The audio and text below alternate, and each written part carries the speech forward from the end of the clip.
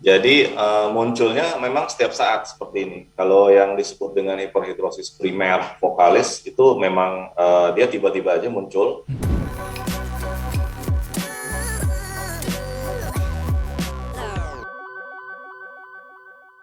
Dokter Faisal, tadi sudah sempat saya singgung terkait fenomena yang banyak terjadi, tapi banyak orang yang tidak menyadari gitu ya. Terkadang ketika keringat berlebih, ini karena deg-degan, ini karena terlalu panas di luar.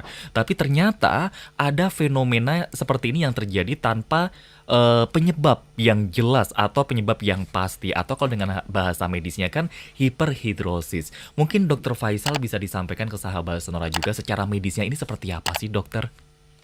Ya, terima kasih Mas Arya, sahabat Sonora sekalian. Jadi kondisi yang disebut dengan hiperhidrosis itu dalam bahasa Latin medis yang dimaksudkan adalah di mana seseorang itu mempunyai produksi keringat yang berlebih tanpa ada pengaruh dari suhu panas ataupun exercise atau latihan. Baik dia suhu dingin maupun lagi katakanlah lagi tenang duduk itu tiba-tiba keringatnya bisa keluar seperti itu. Oke, oke.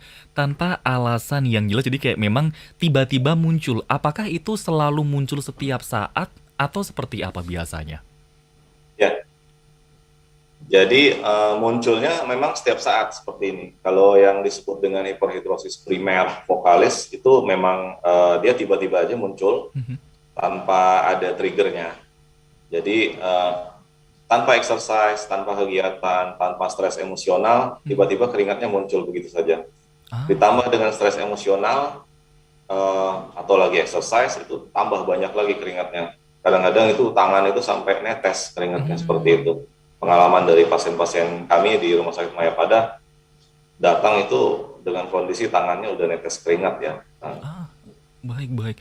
Kenapa seseorang bisa mengalami hiperhidrosis, Dokter Faisal?